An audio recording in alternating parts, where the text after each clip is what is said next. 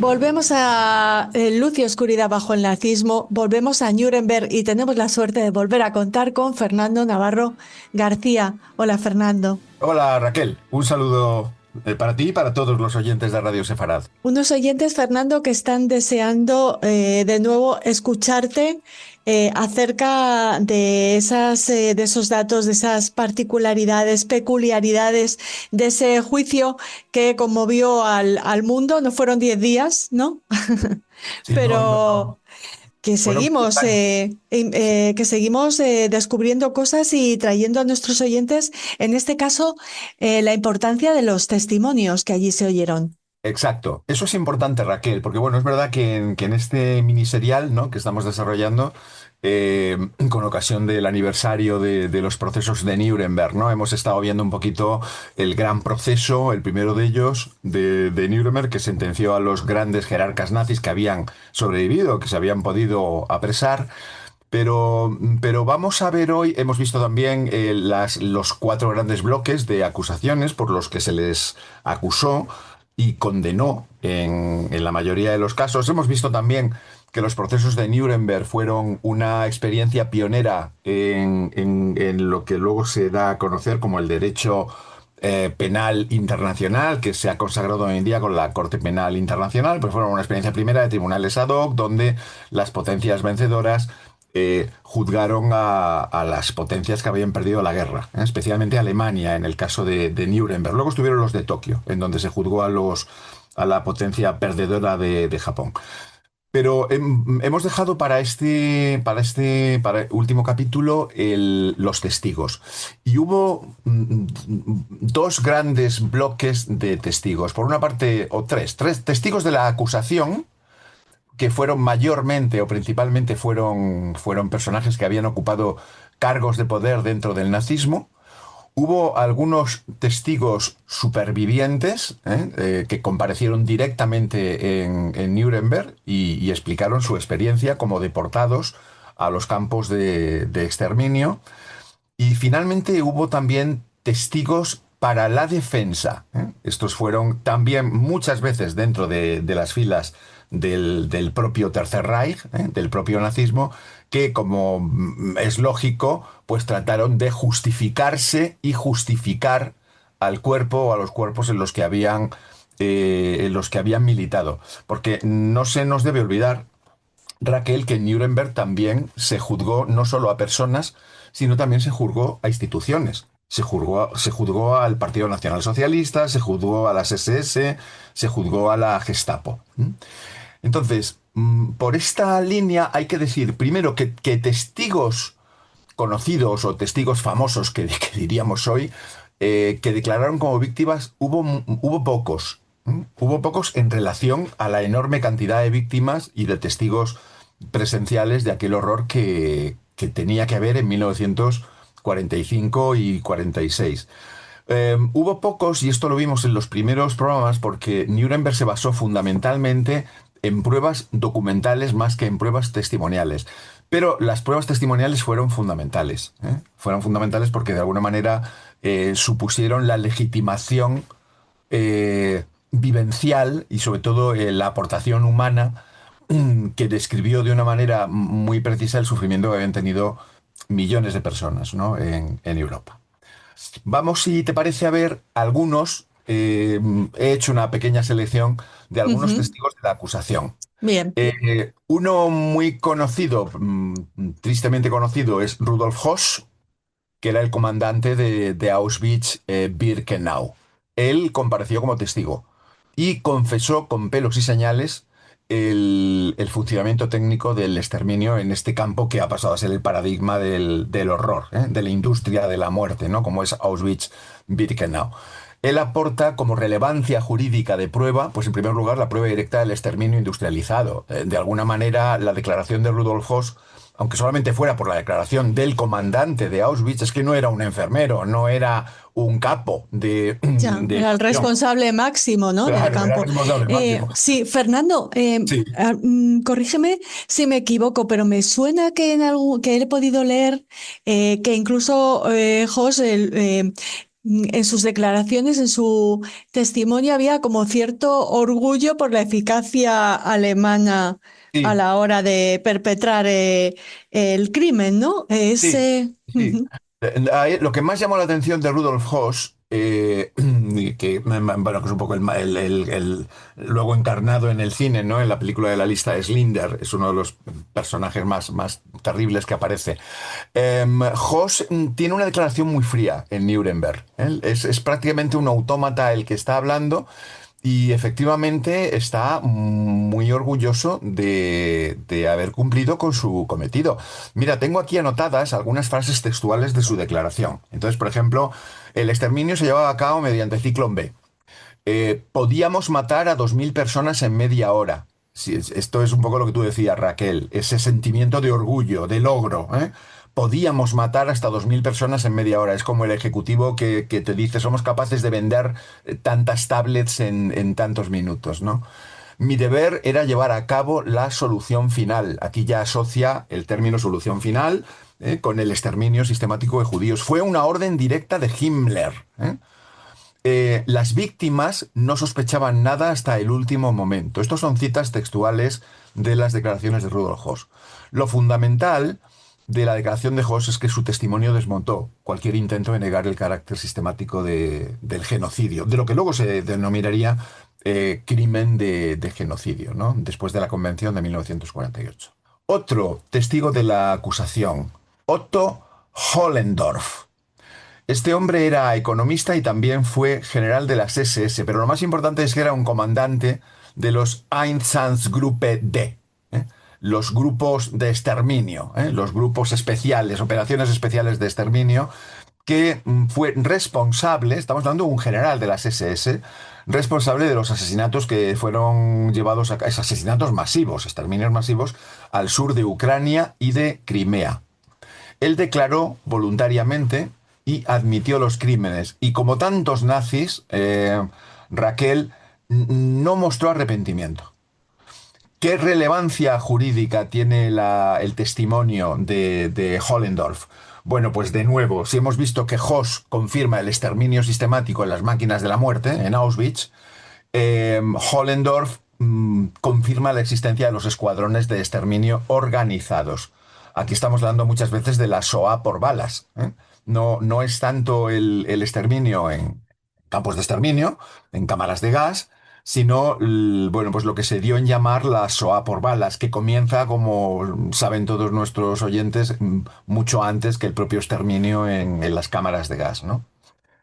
Él confirma que mujeres y niños son asesinados deliberadamente. O sea, no vale la excusa que algunos intentaron en Nuremberg decir que estos grupos de operaciones especiales existían, pero que su función principal era combatir a los partisanos. Bueno, Hollendorf, insisto, general de las SS, confirma que allí están matando indistintamente a mujeres, a niños, a ancianos y a hombres. Entonces, sus declaraciones fueron esenciales en Nuremberg para probar la intencionalidad genocida. Frases textuales que había anotado. Fíjate, porque este da un dato muy interesante, Hollendorf. Mi Einsatzgruppe D ejecutó aproximadamente a 90.000 personas. Las órdenes eran eliminar a los judíos, incluidos mujeres y niños. Creíamos que era necesario matar a los niños para evitar futuros enemigos. Todo esto, por otra parte, este tipo de testimonios, Raquel, en Nuremberg, estos son muy conocidos también por la importancia jerárquica que tienen en el ejército alemán, y en las Waffen-SS, pero este tipo de testimonios luego son muy repetidos y obviamente son acreditados por la parte documental del proceso. Tenemos otro, que es Wilhelm Hotter, oficial del Servicio de Seguridad SD. Este declaró incluso sobre conversaciones mantenidas con Adolf Eichmann. ¿Qué relevancia jurídica tienen las declaraciones de Hott, con dos T's y una L al final? H-O-T-T-O, para si alguien quiere ampliar información. Pues confirma que hay un plan interno para llevar a cabo la solución final y que ese plan está siendo ejecutado bajo las órdenes de Eichmann. Supongo que estas declaraciones luego fueron también un argumento importante para juzgar a Eichmann en Jerusalén cuando se le apresa en Argentina y se le lleva a Jerusalén para juzgarle. Declaraciones textuales de este señor, de este criminal de guerra, Hot. Eichmann me dijo que unos 6 millones de judíos habían sido asesinados. De nuevo, esto desmiente y debería cerrar la boca a los negacionistas. Lo que pasa es que el negacionista no se atiene a la realidad de las evidencias. Porque claro, este hombre ya está diciendo que Eichmann había confirmado el Ujú. asesinato de 6 millones de judíos, que es la cifra que habitualmente manejamos, aunque ya sabes que también los expertos aquí pueden variar, con Sí. cifras incluso mayores, ¿no? Eh, Él confirma que estos muertos se incluían tanto a los muertos en los campos como a los ejecutados en el este, en esas otras misiones que veíamos. Bueno, no tengo aquí algunos nombres más, pero tampoco me quiero extender mucho porque en general las declaraciones, las de Grave, las de Wisling-Seni, Lahousen, vienen a confirmar, todos son parte del ejército, bien de la Wehrmacht o bien de las Waffen-SS, y todos vienen a confirmar los horrores del exterminio sistemático. Unos entran en detalles muchas veces desgarradores, ¿no? Como las familias, las madres van cubriendo a los hijos, cómo los obligan a tumbarse encima de los cadáveres ya asesinados en las fosas para hacer una segunda capa y una tercera de víctimas. Algunos de ellos, como Hermann Grave, que fue testigo ocular de las matanzas en Ucrania, este era alemán, era un ingeniero alemán, no era judío, pero sí presenció los fusilamientos masivos de los Einsatzgruppen, los que hemos visto anteriormente. Y este, por ejemplo, intentó salvar algunas vidas. Su declaración en Nuremberg tuvo un peso moral muy Ujú. grande, ¿no? Este es el que tenía aquí anotado una declaración suya, pues una declaración terrible, ¿no? Dice, un niño pequeño se aferró a su madre, ella lo acarició y lo condujo a la fosa donde los asesinaban. Bueno, es terrible. Esto fíjate que por muchos años que hayan pasado, yo leer este tipo Horrible. de declaraciones a mí me duelen siempre. Es Mm. algo, es una sensación muy dolorosa, Sí, porque al fin y al cabo los padres somos padres siempre. sí. Bueno, testigos supervivientes. Hemos visto los de la acusación. Bueno, aquí tenemos, por ejemplo, Rachman, Samuel Rachman, superviviente del campo de exterminio en Treblinka. Él aporta una prueba directa del exterminio puro y duro. No es un exterminio debido a la explotación laboral, que puedas decir, hombre, es que es verdad, murieron de agotamiento, ¿no? Como podía ocurrir en el Gulag soviético. Ya no sé si hemos tenido ocasión en algún otro programa hablar de la diferencia de lo que es un campo de exterminio nazi y un gulag soviético, en donde había unos niveles de mortalidad altísimos también, pero el objetivo en el gulag soviético no era que murieras. Era El el objetivo castigo. era un Las, castigo, las condiciones sí que provocaban la muerte. numerosísimas muertes, ¿no? Pero no era el Claro. objetivo final. No, Era exacto. Tú la tenías, reeducación, ¿no? Se supone. exacto. Era Mm. apartarte, era agotarte a trabajo, morir probablemente trabajando, pero el objetivo no era matarte. En el campo de exterminio, como su nombre indica, sí es el objetivo matarte. Y de hecho no hay más que ver las cifras de supervivencia de campos de exterminio y del Gulag para darse cuenta de esto, ¿no? Y eso no significa depurar o bendecir el carácter criminal del estalinismo y del Gulag, pero bueno, son problemas muy distintos y muy alejados, en cuanto a relevancia legal y moral. Bueno, declaraciones de Rachman. Treblinka no era un campo, era una máquina de matar. En pocas horas, miles de personas eran asesinadas sin registro alguno. En Treblinka no había selección, todos entraban y no salía nadie. Bueno, la declaración de Samuel Rachman es fundamental también, insisto, como superviviente. Tenemos a Marie-Claude Valland Couturier. Es una resistente francesa y pido perdón a los francófonos por mi pésima pronunciación. Marie-Claude es nombre compuesto En la con que una... no te puedo ayudar, Fernando, también pido perdón.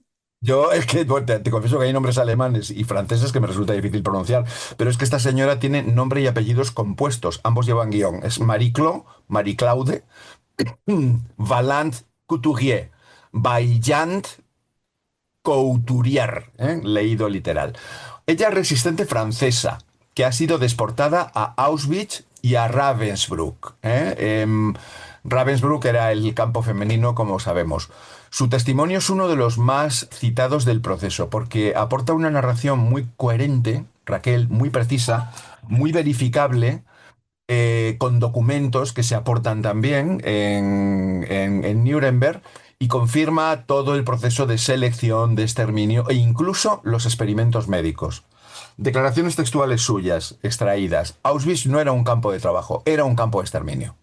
Ya está ella distinguiendo de nuevo, efectivamente, lo que eran los campos de concentración, puros y duros, y los campos de exterminio. Las mujeres eran golpeadas hasta perder el sentido. Las que no podían trabajar iban directamente a la cámara de gas. Las mujeres y los niños eran enviados directamente a la cámara de gas. Aquí está hablando del proceso de selección, una vez que llegaban al campo. La muerte estaba organizada como una industria. Fíjate que esto es lo que posteriormente hemos llamado, pues efectivamente, la industria de la muerte, ¿no? Bueno, Marie-Claude Vaillant-Couturier. Y luego tenemos, atención a este otro nombre, porque es Seversnia Smadlaneska. Bueno, prácticamente no tiene vocales, son todo consonantes. Eh, Esta es una superviviente polaca en Auschwitz y también declara, muy en la línea de la testigo y superviviente anterior, la visión detallada de la vida cotidiana en el campo y se centra especialmente en el trato que se le da a las mujeres y a los enfermos. Ella afirma en su declaración, y esto ya son frases literales, que cada día había selecciones, cada día alguien desaparecía. Las personas sabían que estaban condenadas, pero no cuándo. Son declaraciones de Severina Smadglowska. Realmente, si lo deletreo es que me falta tiempo No, no te para él. preocupes. Ujú. Lo importante Eh, también es el sí, testimonio que nos has trasladado, ¿no? Ese ex- saber que se está condenado, pero no cuándo. exactamente. Y la muerte cotidiana y como dices, ¿no? Y como nos recuerda la superviviente, Sí. incierta. Bueno, luego Fernando, perdona, sí, ¿se sí, sabe sí. si le resultó, suponemos que muy complicado a los responsables de buscar a los testigos, a los supervivientes o la Eh, gente? no fue difícil porque hubo bastantes. El problema es que muchos no No quisieron declarar. querían, claro. No podían declarar. Ten en cuenta que el proceso empezó muy poco tiempo después de acabada la guerra en Europa. La guerra en Europa termina en mayo y el proceso está empezando en noviembre. Entonces, han pasado muy pocos meses, son meses además muy duros, de mucho frío.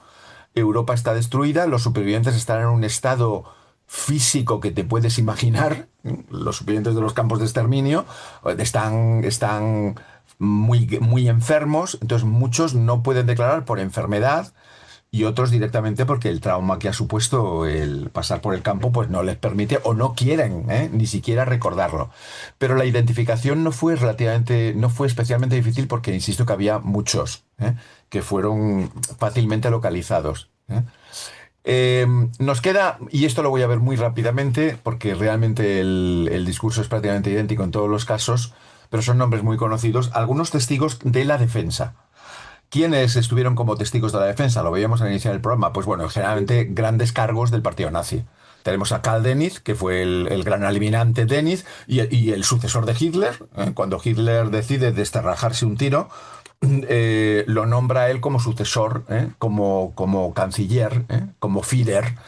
Dönitz, que había sido gran almirante, pues empieza a plantear que él ha llevado la guerra y la Marina ha llevado la guerra, exactamente, en particular la guerra submarina, del mismo modo que la habían llevado los aliados. Frases suyas, textuales.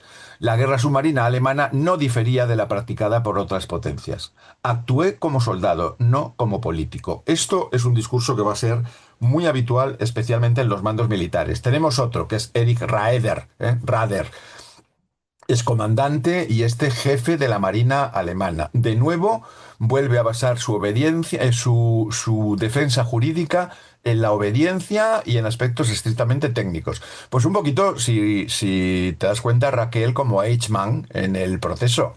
Si ves las filmaciones y las actas del proceso de Eichmann en Jerusalén, o se repasa en la obra memorable de Hannah Arendt, Eichmann en Jerusalén, pues ves que la defensa de Eichmann se basa en la obediencia de vida. Y llega incluso a citar a Kant, como un referente suyo. Bueno, pues Rader en la misma línea. Nunca participé en decisiones relacionadas con persecuciones raciales. Mi responsabilidad era exclusivamente militar. O sea, yo era un mandado. Me dijeron, hunde barcos y yo los hundo. Y luego, este que se fue de rositas es una cosa absolutamente sorprendente y es uno de esos enfados retroactivos, ¿no? Que alguna vez comentamos tú y yo en el programa, Raquel. Hans Fritzsche. Joder, Hans Fritzsche fue uno de los condenados, de la lista de 24 condenados en Nuremberg, que se fue de rositas. Este fue absuelto. Pero es que era un alto funcionario en el Ministerio de Propaganda. Este personaje era el que estuvo envenenando la mente de los alemanes a través de la radio y de la prensa con discursos antisemitas, discursos de odio, propagando bulos, propagando estereotipos durante 12 años. Y en cambio fue absuelto de todos los crímenes de los que se le acusó. Este se libró, no cumplió ni una semana de prisión. Citas textuales de su defensa, de su autodefensa. No tenía poder para dar órdenes, solo para transmitir información. Nunca se me informó de exterminios. No, él no sabía nada. Él solamente transmitía información a través de la radio. Pero quizás tendríamos que irnos a la masacre, ¿no? Al genocidio de los Hutus y Tutsis. Ya estamos en el siglo XX, para darnos cuenta de la importancia que tiene la radio en determinados exterminios sistemáticos, ¿no? También el de Hutus Tutsis en Ruanda, la radio fue el canal fundamental por el que se alimentó ese exterminio de casi 1 millón de personas en 100 días, que supuso el genocidio Hutu-Tutsi en Ruanda. Pero bueno, Fritzsche, el plan de la defensa funcionó, porque con decir que él era un mandado del Ministerio de Propaganda de Goebbels fue más que suficiente para que le dejaran escapar en libertad. Y esto sería, sintetizando mucho, insisto, porque no hay tiempo de revisar todo, la ingente cantidad de testigos que hubo, pues hombre, algunos de los más relevantes. Lo más importante de todos ellos, que pusieron en evidencia, pues ilustraron con ejemplos muy personales, lo que llamamos testimonios, Ujú. lo que toneladas de documentos estaban claramente confirmando. Pero claro, tú puedes leer las actas de la conferencia de Wannsee, esas actas tan frías, con esa lengua del Tercer Reich, que Klempeller nos recuerda, ¿no? En su obra clásica. Pero si la complementas con las declaraciones de estas personas, es cuando realmente te das cuenta que detrás de esos números, de esas estadísticas, de esos planes, de exterminio, hay unas escenas desgarradoras, ¿no? Ujú. Desgarradoras. Y eso es lo que aportaron estas personas. Sí, detrás de esas cifras, de esa asepsia, ¿no? Está esa madre de la que nos Exacto, hablaba ese testigo alemán en estos exactamente. juicios de Nuremberg. Te agradecemos muchísimo, Fernando, este repaso por uno de los juicios más importantes de nuestra época, si no el más importante. Sí. Y te esperamos en una próxima edición, en una próxima entrega de Luz y Oscuridad bajo el nazismo. Pues será un placer, como siempre, Raquel, y hasta entonces un abrazo fuerte para todos vosotros.